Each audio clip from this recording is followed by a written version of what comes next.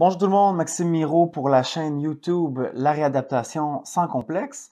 Récemment, je me suis inscrit au congrès annuel de la Canadian Pain Society. Grosso modo, c'est l'Association canadienne des chercheurs sur la douleur. Et puis, j'ai plusieurs amis et personnes vraiment intéressantes qui vont faire des présentations. Et puis, je me suis dit, puisque j'y allais de toute manière, pourquoi pas aller faire des petites entrevues et vous présenter les éléments les plus intéressants. Donc, sans plus tarder, voici un petit compte-rendu de la rencontre annuelle des scientifiques pour la Canadian Pain Society. C'est parti!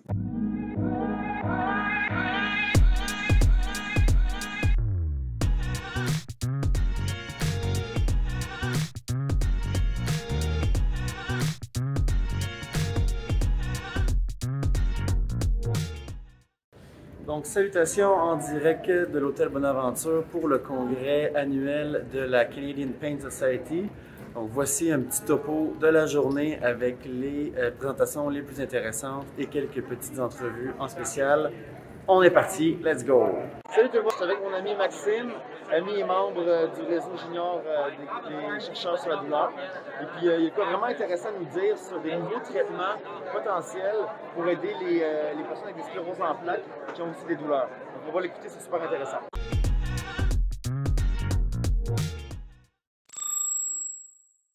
Alors, bonjour tout le monde, je m'appelle Maxime Cusic, je suis étudiant à la maîtrise dans le laboratoire du Dr Steve Lacroix. Puis aujourd'hui, on va discuter ensemble de comment trouver une nouvelle façon de développer un traitement contre la sclérose en plaques. Donc, la sclérose en plaques, c'est un traitement qui affecte au-dessus de 90 000 personnes au Canada. Et puis, la sclérose en plaques, en fait, c'est une maladie où les propres cellules immunitaires du patient vont se retourner contre lui et contre son système nerveux central, donc le cerveau et la moelle épinière. Fait que ça va causer des troubles de neurodégénération comme une paralysie, la difficulté à marcher, beaucoup de fatigue, des troubles cognitifs, mais aussi de la douleur chronique. Oh, placez ça ici. On place le masque. Exact. On est reparti. Donc, nous, on s'intéresse vraiment à l'interleukine 1 bêta ou IL-1 bêta que vous allez voir un peu partout ici. Et ça, en fait, on a vu que c'est une molécule très importante là, dans la maladie. En fait, sans cette molécule-là, les souris, elles n'ont pas la maladie, elles ne peuvent pas la développer. Donc, on s'est dit que ce serait une molécule intéressante à cibler pour l'empêcher de jouer son rôle, en fait, et de protéger les patients contre la douleur chronique associée à la maladie. Alors, on a ici notre modèle murin rapidement. C'est en gros un modèle de souris qui reproduit là, plus ou moins la maladie de la sclérose en plaques. On va lui injecter différents cocktails et à mesure que la maladie progresse, la souris va développer une paralysie qui est proportionnelle en fait à la sévérité de la maladie. Donc, ça m'amène ici à vous parler de mes résultats. En premier lieu, on voulait savoir, est-ce qu'il y a dans la moelle épinière des patients des neurones qui pourraient répondre à l'IL-1 bêta? Donc, on a fait plusieurs marquages, on les voit ici. Donc ça, on a notre moelle épinière qui est juste là. Et puis, on voit en rouge des neurones qui ont une protéine qui leur permet d'interagir avec l'IL-1 bêta. Et puis, on a aussi vu que ces neurones-là, ce seraient des neurones qu'on appelle nocicepteurs. Donc, ils sont impliqués dans quand on ressent la douleur, là, en fait. Donc, avec ce résultat-là, on a vu, un petit replaçage de masque encore, on a vu que les neurones qui peuvent répondre à l'IL-1 bêta, ce sont des neurones impliqués dans la nociception. Donc, ça veut dire que si on active ces neurones-là, le patient aurait un signal de douleur, là. Fait que c'est ce qu'on a allé voir juste ici en bas. Est-ce qu'on peut agir sur ces neurones-là pour empêcher là, la douleur chronique? Donc ici, ce sont des souris qui ont la maladie. On voit là, on voit ici qu'ils ont développé la maladie. Et puis, on a regardé à quel point les souris ont de la douleur. Donc, on voit ici des souris normales qui vont développer de la douleur à mesure que la maladie progresse. Mais si on empêche spécifiquement les neurones de la moelle épinière d'interagir avec l'IL-1 bêta, à ce moment-ci, les souris ne développent pas de douleur associée à la maladie. Elles ont la maladie, mais pas de douleur associée. Fait que ça nous a montré en fait que qu'on pourrait en fait agir sur là, ces neurones-là spécifiquement pour développer des nouveaux traitements qui permettraient d'empêcher la douleur chronique associée à la maladie chez les patients sans pour autant avoir tous des gros effets secondaires qui les rendent immunosupprimés et tout, qui ont des problèmes actuellement. Alors, moi, mon projet, c'est de développer des traitements. Pour l'instant, on est rendu chez la souris. On essaie de trouver des façons d'empêcher l'hyalin bêta de jouer son rôle, mais ultimement, on veut être capable d'offrir aux patients un traitement qui va empêcher la douleur chronique associée à la maladie sans pour autant lui donner de lourds effets secondaires. Alors, merci beaucoup pour votre écoute. Donc, super intéressant ce que Maxime Cusick nous présentait. Donc, finalement, c'est pas juste des méthodes d'imagerie, hein. Vous voyez avec les graphiques, c'est vraiment innovateur comme méthode là, pour exprimer ces résultats-là. Donc, c'est super intéressant.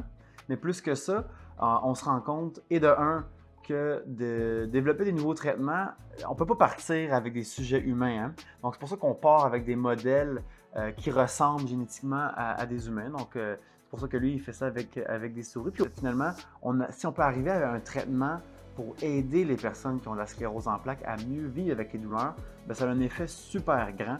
Maxime vous l'expliquait, moins de grandes douleurs, ça veut dire qu'on prend peut-être moins de médicaments, donc moins d'effets secondaires. Puis au final, malgré le fait que la sclérose en plaques, on n'a pas encore de traitement qui va guérir, mais qu'on peut au moins peut-être jouer sur la qualité de vie en diminuant la douleur. Donc bref, super intéressant Maxime, puis on te salue vraiment là, pour aider ces personnes-là à mieux vivre.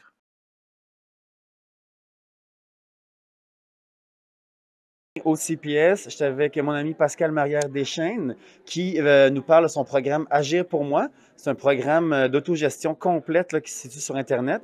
Donc, je suis bien curieux d'entendre plus parler là-dessus. J'espère que vous allez trouver ça intéressant.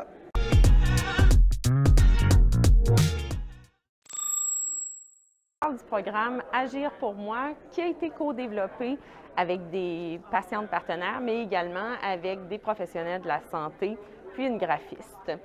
Donc, dans le contexte actuel, il existe plusieurs programmes d'autogestion de la douleur chronique en anglais sur Internet, accessibles par tous. D'un autre côté, l'équivalent en français n'existait pas jusqu'à maintenant.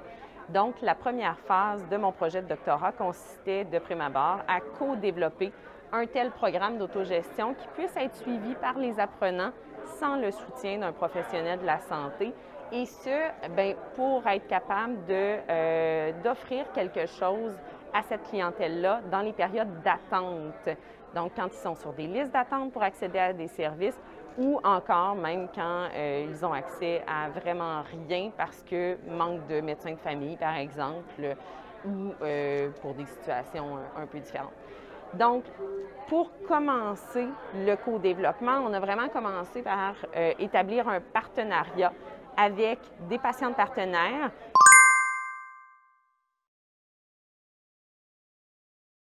4 professionnels de la santé, un psychologue, une anesthésiologiste, une ergothérapeute et une physiothérapeute. Il y a 4 étudiantes en médecine qui ont été également impliquées dans le développement de certaines sections du programme. Puis, on s'est allié une designer graphique, donc une graphiste qui m'a accompagnée dans le développement de différents aspects du programme. Mais pour bien commencer, on a établi le contenu principal qu'on souhaitait inclure dans le programme. C'était basé sur les résultats d'une revue systématique de la littérature qui nous avait pointé en direction de différentes thématiques qui étaient très importantes à aborder. Et on avait réalisé également une étude de besoins au Québec pour voir qu'est-ce que les patients souhaitaient obtenir comme information, qu'est-ce qui était important pour eux. Donc, en partant avec ça, lors des premières rencontres que j'ai faites avec mes patientes partenaires, j'ai vraiment pris le temps d'établir en quoi correspondaient leurs attentes dans le processus de co-développement, qu'est-ce qui les intéressait à travers tout ça, donc bien cibler leurs forces pour utiliser leur énergie en quantité limitée à meilleur escient. Donc, on a établi également leur capacité à faire des rencontres et c'était à géométrie variable. Il y a une patiente partenaire, par exemple, avec qui j'avais une rencontre hebdomadaire, toujours à peu près aux mêmes heures, là, le mercredi, alors que pour d'autres patientes partenaires, bien, il y a eu des moments plus intenses de collaboration, puis il y a eu des moments où, justement, selon leur capacité, on avait à ralentir la cadence, puis c'était correct comme ça. Donc, j'ai essayé de jouer de flexibilité vraiment beaucoup avec l'ensemble des partenaires pour qu'eux se sentent valorisés dans la démarche, mais également qu'ils sentent qu'il y avait la possibilité de travailler sur une diversité de contenus. Fait que les gens ont été impliqués à la fois dans l'identité du programme, le choix des couleurs, du nom, le logo ont été réalisés avec nos patients partenaires. Puis les autres, dans le fond, les professionnels de la santé avaient également un droit de regard là-dessus. Mais jusqu'à un certain point, je dirais que j'accordais une importance plus grande à ce que mes patientes partenaires considéraient comme étant pertinent. Voilà! Pour la structure du programme, ça a été un peu la même chose, c'est-à-dire la séquence des leçons, le squelette du programme, ça a été vraiment développé en partenariat avec elles. Et ça laissait de la flexibilité aussi à savoir si on veut ajouter certaines sections ou si on a à changer certaines sections de place. Bien, on avait le loisir de le faire en fonction de ce qui était considéré pertinent de leur part. Fait qu'on a développé également le contenu ensemble, les stratégies d'autogestion et des modalités d'apprentissage variées. Donc, on avait l'objectif que le programme ne soit pas statique, mais que les gens soient vraiment invités à développer des compétences, donc des compétences en planification, des compétences en gestion de leurs objectifs. Ouais, ça, ça devait passer par différentes activités finalement et ça nous a mené au développement d'un plan personnel qui accompagne tout le programme. Donc, ultimement, le programme, c'est un programme sur 2 mois qui est vraiment complètement autodirigé, c'est-à-dire que le soutien d'un professionnel n'est pas requis pour le passer, mais ça pourrait se faire, par exemple, dans une utilisation future. J'invite les professionnels à l'utiliser en complément potentiellement à leurs propres interventions. Le contenu des leçons est divisé, donc il y a une ou plusieurs leçons par semaine. Dans un premier temps, on va vraiment essayer d'aller aborder qu'est-ce que la douleur chronique, mais ensuite, on invite les participants à vraiment réfléchir sur est-ce qu'ils sont prêts pour passer à l'autogestion, parce que ça demande quand même un shift dans le paradigme de... Souvent, on est habitué, hein, on s'en va à l'hôpital ou on s'en va voir un professionnel, puis on a l'impression qu'ils vont nous régler la situation. Mais là, c'est vraiment de se voir comme un propre acteur dans sa situation de douleur chronique et de les amener à comprendre que oui, ils peuvent jouer un rôle. Fait qu'on rattache ça à plusieurs choses en termes de est-ce que je perçois que j'ai les capacités de le faire, comment je peux bien planifier les choses pour ne pas sentir que c'est trop lourd pour soi. On les amène aussi à développer des compétences en termes de développement d'objectifs SMART.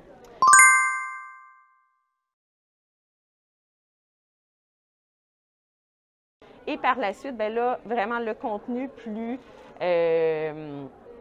de développement de stratégie commence, c'est-à-dire réduction du stress. Donc là, on va aborder également la méditation de pleine conscience, le pacing, le fait de gérer son énergie, donc de respecter les seuils à partir duquel on sent qu'il y a une augmentation des symptômes, puis de planifier ses activités en fonction de ça. Puis la planification des semaines. Et on a une petite souris ici. Oui, c'est ça. On continue vraiment avec des activités d'étirement. On veut amener les gens finalement à se remettre en mouvement. Donc, c'est quelque chose qui est amené potentiellement par des étirements, mais ça peut être en complément avec justement d'autres formes d'activités physiques. Donc, il y a des vidéos qui ont été réalisées pour permettre aux apprenants de vraiment voir qu'est-ce qu'on les invite à mettre en pratique. Et il y a toute la gestion des pensées, des émotions qui est abordée également, de même que des activités liées aux habitudes de vie, donc la nutrition et le sommeil. Puis tout ça est complémenté, là, comme je disais, par le plan personnel. Donc les gens, à travers le programme, sont invités à plusieurs reprises à aller dans le plan personnel, qui est un document de 54 pages, oui, à travers lequel ils vont aller compiler leurs propres réflexions, mais également leurs activités de planification et le suivi de leurs objectifs. Donc, en ayant collaboré avec des patients partenaires, je pense qu'on a vraiment développé quelque chose qui va être perçu comme étant acceptable par les participants. Mais déjà, nos patients partenaires nous parlent d'un programme qui est engageant, qui est facile à suivre, qui est motivant et qui leur amène vraiment de l'information qu'ils n'avaient pas reçue auparavant et qui est considérée comme étant applicable. J'ajouterais que, dans le fond, à travers tout ça, pour tenir compte du fait que plusieurs personnes peuvent avoir des difficultés de concentration et d'attention avec la douleur chronique, on a fait la narration complète du programme. Donc, les gens peuvent simplement écouter l'information en suivant avec le visuel, ce qui va fort probablement permettre de diminuer le fardeau là, lié à suivre un programme et se mettre en action avec Agir pour moi. Trop cool! Fin. Voilà. Merci Pascal. Je pose la question, c'était quoi un élément vraiment difficile de ton projet puis un élément full comme positif, gratifiant? Go!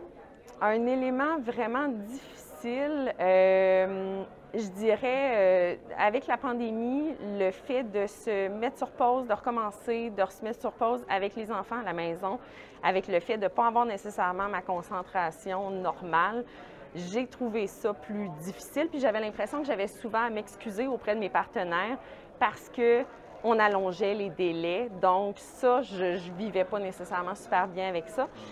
Un élément qui a été très stimulant, je ne peux pas... j'ai de la misère encore à croire tout l'aspect humain positif qui est ressorti de ce projet-là. Je voulais développer quelque chose pour une clientèle que je trouvais qui était mal desservie, surtout en période d'attente, mais je ne pensais pas en retirer autant. Avec les patients partenaires, on a filmé beaucoup de témoignages ensemble. Ça a développé des relations très, très intéressantes. Puis il y a comme eu une espèce de synchronicité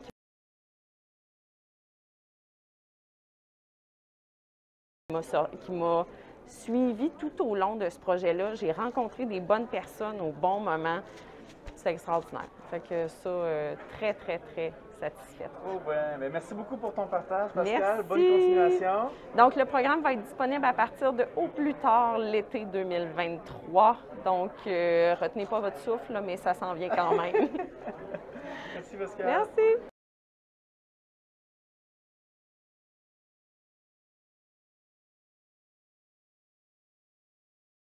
So I explained to some of you sometimes that there's a connection with your mind and your body. That pain is physical, of course, but it can also be influenced with perhaps some psychological components. And the example I give to you is maybe you got a phone call from your boss and said you have no job, then you're more stressed, and maybe you have more pain than you previously had. So my friend Jax here will explain us a little bit on her results and how this can be explained.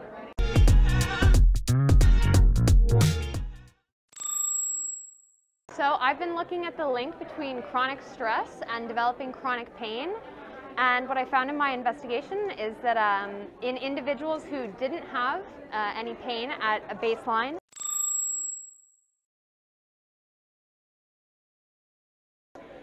we found that having higher allostatic load, and so allostatic load is a measure of the physiological consequences of long-term stress. So the consequences of activating stress systems in the body to respond to something like, for example, a call from your boss saying you have no job, or a hard day at work, or a fight with somebody. So that stress response over time can have negative impacts on the body and can cause stress on your organs and your different physiological systems. So we looked at a number of different variables that are pieces of allostatic load, And these include like cholesterol, body mass index, C-reactive protein, which is a pro-inflammatory factor, blood pressure, and HbA1c, which is a measure of blood sugar over time. And so what we found was that using these different measures to look at long-term stress and its consequences, higher allostatic load at the first time point was associated with an increased risk of developing chronic pain at a number of sites 10 years later. So we found that in both males and females, higher allostatic load at baseline was associated with an increased risk of developing chronic pain in lower body sites, including the hips, the legs, the knees, and the feet, as well as the hands. And in females, higher allostatic load at the baseline was associated with an increased risk of developing chest pain and arm pain. So we also found that higher allostatic load was more positively associated with developing multiple pain sites later on rather than one pain site. So that's saying that if you have this high impact on your body of long-term chronic stress, then it's not that you're developing one pain site, it's that this is sort of a widespread, sort of system-wide issue, and you're developing a number of pain sites more likely. So, yeah, I hope that helps. Thanks a lot, Jax. Appreciate it. A big challenge to do throughout your study, and what was something maybe rewarding or something very awesome that you did during your study? So I think one of the challenges was just working with the sheer quantity of data. So we use a cohort called the UK Biobank, and it has 500,000 participants. Wow. So if you just think of like listing out all of these things for one person times 500,000, you know, it's just so much data that it can be difficult to work with. And for me, it's hard when I can't visualize it. You know, if I can't open a file and see, okay, this is a 1, this is a 2, the file's too big to open. You know, you have to really rely on your code.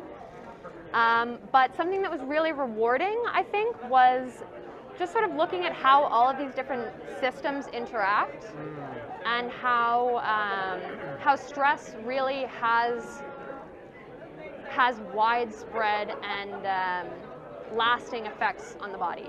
So that was really interesting to see. But yeah. Yeah, well, thanks a lot, Jax, for all of your good work and for helping the people that live with chronic pain. Of course. Maybe live in a bit of a better state than they are right now. So yeah, thanks again. Yeah. Cheers.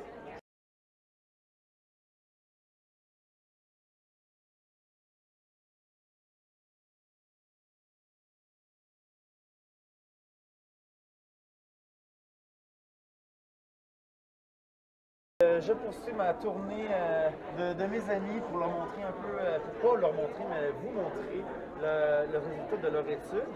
Donc, c'est mon plaisir de vous faire une petite entrevue avec mon amie et collègue Monica, qui étudie le cerveau. C'est super important hein, quand on dit que la douleur est dans la tête, c'est pas qu'on se l'imagine, mais c'est que c'est dans la tête que la douleur est traitée. Donc, je suis pas vraiment le pro là-dedans, c'est plus Monica. Fait que je lui laisse le micro direct là. Allô tout le monde, je ne sais pas à qui je dis allô, là, mais allô? Donc, moi, je m'intéresse à établir la relation entre certaines mesures structurelles, donc des éléments qu'on peut retrouver dans le cerveau, et le lien avec ces éléments-là et des questionnaires chez des gens qui ont de la douleur chronique lombaire, fait que des gens qui ont de la douleur chronique dans le bas du dos. Nous, dans notre étude, on s'est principalement intéressé à l'hippocampe parce que l'hippocampe, surtout dans un contexte de douleur chronique dans le bas du dos, c'est une région qui a montré qu'elle était super importante dans notre développement. Donc, développement, par exemple, de la transition d'une douleur qui est aiguë, qui n'est pas encore chronique, vers une douleur chronique. Et donc, c'est pourquoi on s'est décidé de focusser sur l'hippocampe, mais quelque chose qui n'a pas été souvent fait dans la littérature, c'est non seulement regarder l'hippocampe, ça a été fait, mais regarder les sous-régions de l'hippocampe. Comme on peut voir ici, les sous-régions, où on sait que ces sous-régions-là ont des différents rôles dans le contexte de la mémoire. Mais si on a des différents rôles dans le contexte de la mémoire, ça pourrait insinuer aussi qu'il y a des différents rôles dans un contexte de douleur chronique parce que le lien entre la mémoire et la douleur chronique est assez franc. Donc, c'est pour ça qu'on s'est intéressé à regarder les différentes sous-régions de l'hippocampe et prendre ça et les corréler avec certains questionnaires. Les questionnaires qu'on s'est intéressés principalement, c'est le pain outcome, mais qui permet de regarder l'impact de la douleur dans la vie quotidienne d'une personne qui a des douleurs chroniques, la dramatisation face à la douleur.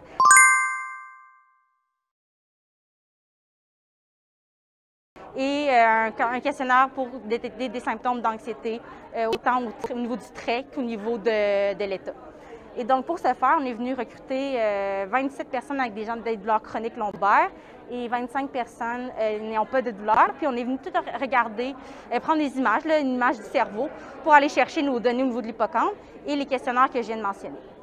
Pour les résultats, qu'est-ce qu'on s'aperçoit? Qu'est-ce qui est intéressant? C'est que, premièrement, le premier résultat, c'est qu'au niveau des volumes des sous-régions de l'hippocampe, il n'y a pas de différence entre nos deux groupes. Ça, c'est quand même contradictoire à la littérature. On aurait souhaité avoir une différence. Concernant le deuxième résultat, c'est les questionnaires. Les questionnaires que j'ai parlé, on voit que toutes les gens qui ont des douleurs chroniques, bien, dans mon échantillon, ont tous un niveau plus élevé de dramatisation face à la douleur, un niveau d'anxiété plus élevé.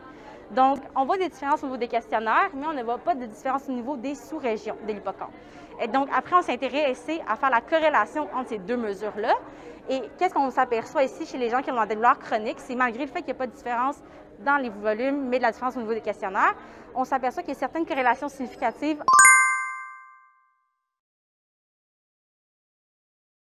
entre certains questionnaires, dont, par exemple, le pain outcome, où plus les gens ont de la douleur, plus la douleur a de l'impact dans leur quotidien, plus le volume d'une certaine sous-région est plus élevé.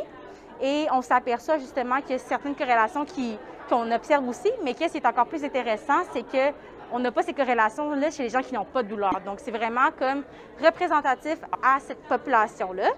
Et qu'est-ce qu'on aimerait faire justement, c'est que malheureusement, quand on obtient des résultats, il faut un peu essayer de valider ce qui est retrouvé dans la littérature. C'est quand même quelque chose qui est important à faire en recherche, mais ça n'a jamais été fait justement en douleur chronique lombaire. Puis il n'y a pas beaucoup d'équipes qui étudient les sous-régions de l'hippocampe. Donc, qu'est-ce qu'on veut faire, c'est qu'on peut avoir accès, en contexte de neuroimagerie, à d'autres données de d'autres équipes, où eux, ils ont des données au niveau de l'hippocampe, puis on va venir faire la segmentation de l'hippocampe, donc regarder les sous-régions aussi dans leur échantillon, puis ils ont accès on a accès aussi à leurs questionnaires, donc des questionnaires qui sont similaires que les nous. Donc, on veut voir si on est capable de répliquer ces résultats-là dans leurs résultats à eux. Donc, c'est pour la suite, c'est ça qu'on veut faire. On veut essayer de valider nos résultats et voir si on est capable d'obtenir la même chose. C'est ça. OK, trop bien, Mo. Merci beaucoup. De rien. Bon courage pour la suite.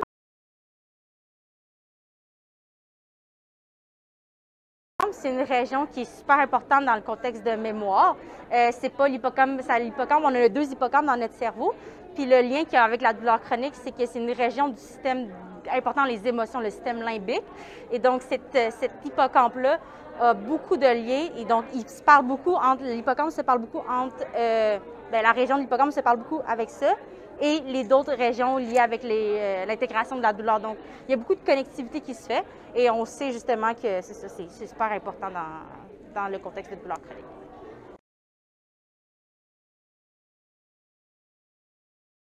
Qualité pour, si vous vous demandez, qu'est-ce que cette étude-là pourrait vous rapporter pour vous, c'est qu'on est capable de regarder qu'il y a des différences dans le cerveau.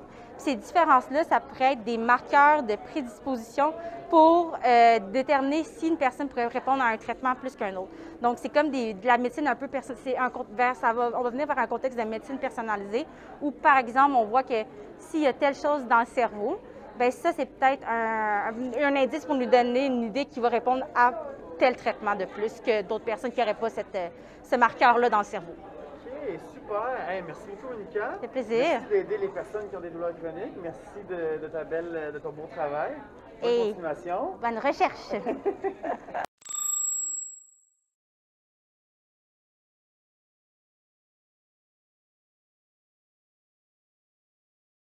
Salut tout le monde, donc je m'apprête à interviewer mon amie Catherine Paré qui a fait beaucoup d'études au niveau de la psychologie de la douleur, notamment un paramètre super intéressant qui s'appelle le Pain Catastrophization en anglais, qui est la dramatisation de la douleur en français.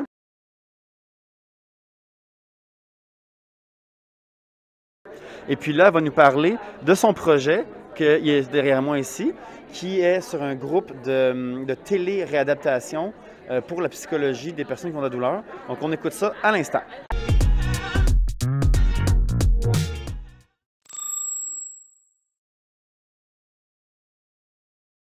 OK, donc ça, c'était une étude qui a été faite dans le contexte du Allen Edwards Pain Management Unit, l'unité de la gestion de la douleur Allen Edwards, à l'Hôpital général de Montréal, pour voir c'était quoi l'impact du format virtuel pour un groupe de psychothérapie pour la douleur chronique. Puis on a fait des entrevues avec 20 individus qui ont participé dans ces groupes, soit en automne 2020 ou en printemps 2021. Puis ça a été des entrevues qui ont été analysées thématiquement. Puis ce qu'on a trouvé en faisant ces analyses, les thèmes qu'on a un peu utilisés pour comprendre ces expériences dans le format virtuel, premièrement, c'était que l'accès à la psychothérapie a été amélioré. Puis ça, on peut comprendre ça dans le sens qu'il y a beaucoup d'obstacles logistiques, financiers, de distance de voyage, mais il y a aussi l'aspect de confort qui est amélioré dans le contexte virtuel. Il y a plus de confort physique. On s'entend que si tu n'as pas besoin de faire 2 heures de voiture juste pour te rendre à ton groupe, ça aide quand tu es rendu à ton groupe.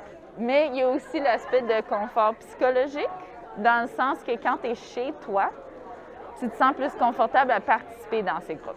Puis ça, c'était pas mal unanimous, que tout le monde se sentait à peu près de la même façon. Puis là, on voyait un peu plus de nuances pour les autres thèmes, étant l'interaction virtuelle, comparé au, on appelle ça bonding en anglais, mais comme la connexion dans le virtuel, où est-ce qu'il y avait des positifs, il y avait des négatifs, il y avait différentes opinions. Puis en fait, ce qu'on a trouvé, c'est qu'en comprenant ces 2 thèmes, il nous fallait vraiment ce 4e thème, que c'est peu importe les moments un peu awkward d'interaction, le dialogue qui est peut-être moins fluide, les émotions, la perception des émotions qui est changée, peu importe qu'il manque un human vibe, le contact physique. En fait, vraiment, les patients, ce qui ressortait, c'était qu'ils étaient avec d'autres gens qui vivaient avec une douleur chronique. Puis que ça, c'était qu'ils se sentent validés, qu'ils se sentent compris par les autres personnes dans leur groupe. En fait, il était plus important, presque tout le temps, au-delà de la relation, par exemple, avec le psychothérapeute ou la psychologue. On s'entend qu'il y a beaucoup de nuances dans ceci, puisque c'est une étude qualitative, mais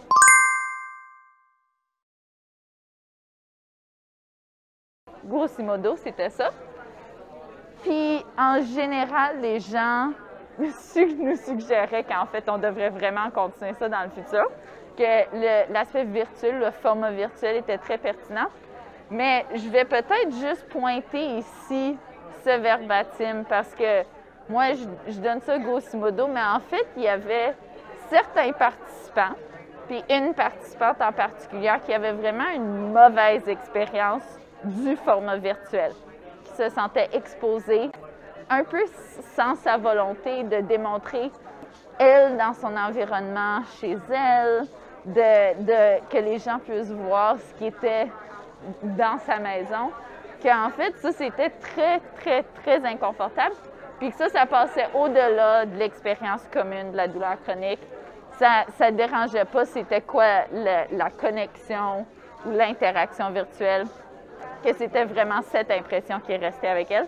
Donc, à garder en tête l'importance d'avoir une option virtuelle dans le futur, même passer la pandémie si ça arrive un jour, mais de savoir que c'est peut-être pas pour tout le monde. Puis d'avoir, comme avec tous les aspects dans la douleur chronique, un dialogue avec nos patients à propos de c'est quoi leurs attentes puis leurs besoins. Merci. Bien, merci. Donc, prochainement, c'est mon ami Chris qui fait un projet en physiothérapie sur un nouveau modèle qu'il essaie de valider pour aider les physiothérapeutes pour la gestion des personnes qui ont des douleurs chroniques, notamment les personnes qui ont des douleurs lombaires. Super pertinent, un gars full dévoué. C'est lui qui est le prochain. J'espère que vous allez trouver ça intéressant.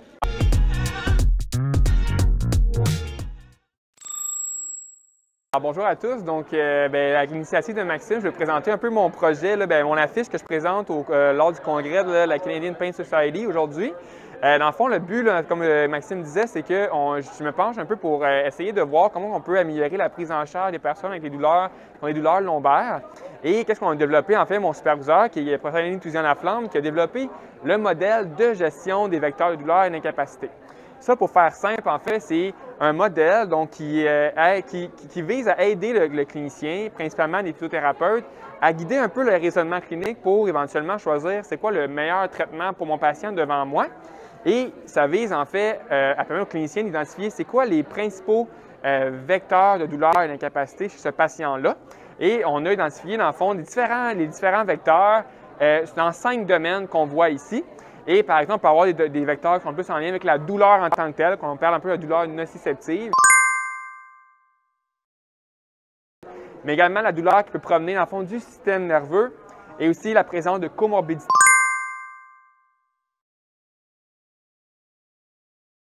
Autant la santé mentale que la santé physique. Mais qu'est-ce qui est vraiment intéressant avec ce modèle-là, c'est qu'on se penche vraiment sur les facteurs psychosociaux, donc tout ce qui est en lien avec les facteurs cognitivo-émotionnels, donc on parle des cognitions, les perceptions, les croyances, les émotions également, mais aussi les comportements que les patients peuvent avoir lorsqu'ils ont mal au dos, par exemple, d'éviter de se pencher. Et on a également, en fond, tous les facteurs plus contextuels en lien avec le domaine, en lien avec le travail de la personne. Donc, on sait que le douleur lombaire, ça peut amener beaucoup d'incapacité pour la personne pour exécuter son travail.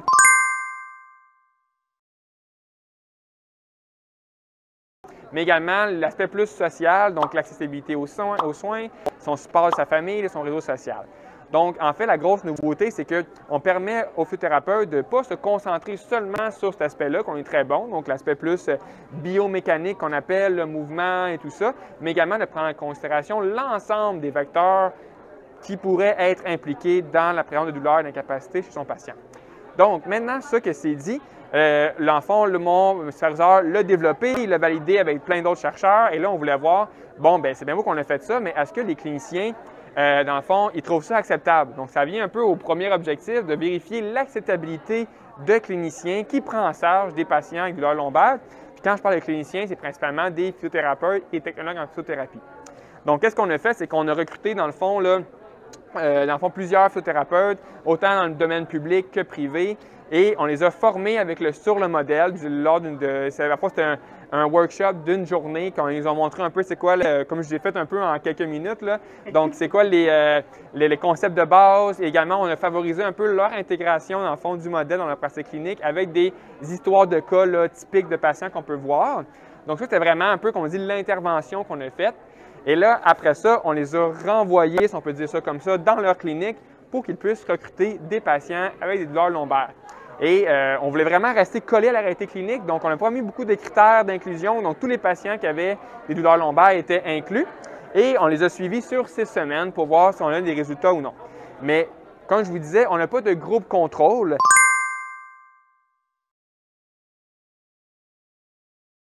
Donc, nous, on voulait vraiment voir l'acceptabilité et ce qu'on appelle, en fond, la faisabilité de cette étude-là. Parce qu'avant de mettre beaucoup de ressources dans une grosse étude clinique pour voir l'efficacité du modèle, on voulait voir avant, donc c'est souvent les premières étapes qu'on fait en recherche, est-ce que c'est faisable ça, et est-ce que c'est pertinent de le faire? Et nous, on s'est penché pour répondre à ces questions-là. On a été voir les cliniciens pour demander leur acceptabilité. Et on a été voir aussi un peu la faisabilité. Donc, on a été mesure de recruter des participants, autant des cliniciens que des patients. Est-ce que, dans le fond, les cliniciens vont appliquer le protocole de recherche qu'on a développé? Donc, c'est toutes des choses qu'on a voulu voir.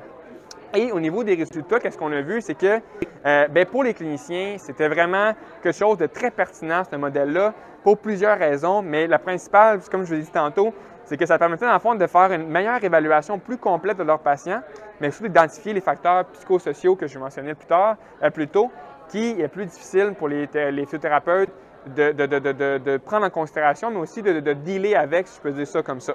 Donc, c'est la première chose. Puis, au final, en fond, là, pour résumer tout ça, c'est qu'ils ont ressorti, en fond, qu'on les a quand même les a interviewés là, durant le projet, et ils nous ont dit que ça permettait, dans le fond, d'avoir faire une meilleure évaluation, mais surtout dans l'optique de délivrer des soins qui sont plus personnalisés aux patients parce qu'ils ont une meilleure idée du patient qui est devant eux, c'est quoi qui cause leur douleur potentiellement et leur incapacité, puis de favoriser un peu la communication interprofessionnelle, mais surtout, dans le fond, l'éducation qui va être donnée aux patients.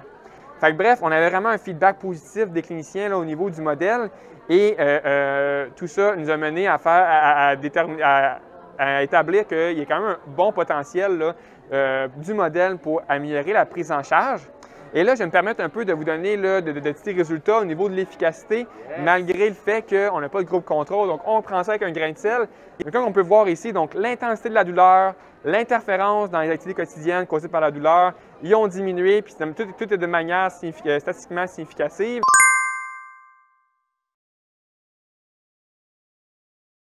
Nos fameuses valeurs P, mais également au niveau de la sensibilisation centrale.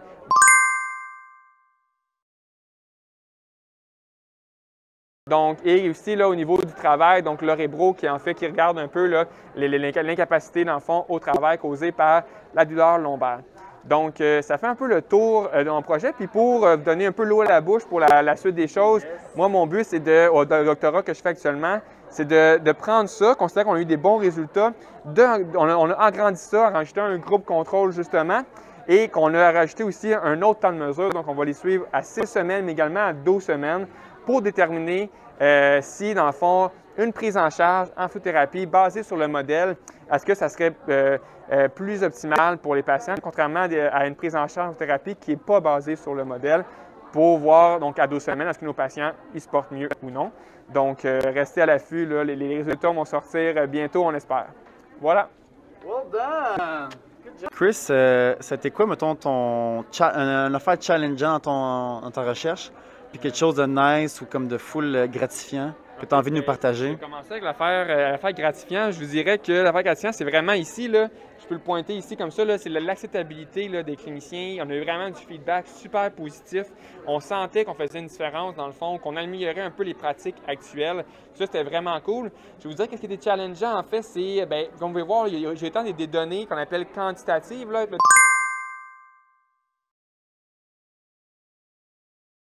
Ce petit tableau ici, qui est donc des résultats des questionnaires, mais également des données qualitatives. Donc, on fait beaucoup d'entrevues avec plusieurs cliniciens.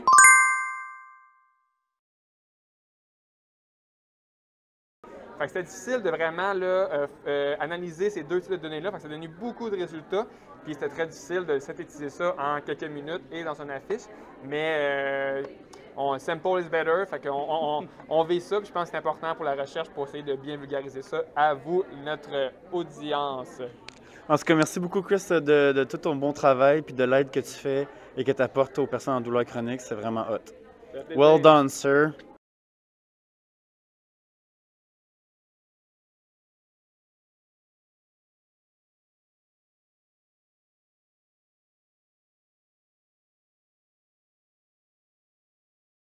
La conférence CPS est terminée. C'était vraiment une autre très belle journée remplie de belles rencontres, de belles conférences. J'ai aussi rencontré Dr. Minerbi qui fait ses études sur les bactéries présentes dans l'intestin qui auraient des impacts sur la sensation de douleur. Donc, toujours super intéressant de faire des belles rencontres comme ça. Donc, voici ce qui conclut le petit compte-rendu de ma rencontre avec les étudiants-chercheurs au congrès annuel de la Canadian Pain Society. Merci beaucoup de l'avoir écouté. J'espère que vous avez trouvé ça intéressant. Si jamais vous avez d'autres questions, vous avez peut-être l'intérêt envers un chercheur ou un étudiant en particulier, mettez-le dans les commentaires. C'est toujours un plaisir de pouvoir interagir et qui sait, peut-être que dans le fond, je vais pouvoir inviter cette personne-là à venir dans une capsule dans le futur. Donc, merci beaucoup. Et puis, si jamais vous aimez le contenu produit dans la chaîne YouTube La Réadaptation sans complexe, eh bien, n'hésitez pas à liker, à vous inscrire. Ça aide vraiment beaucoup à la croissance du channel. Donc, un gros merci et puis à tout bientôt. Salut!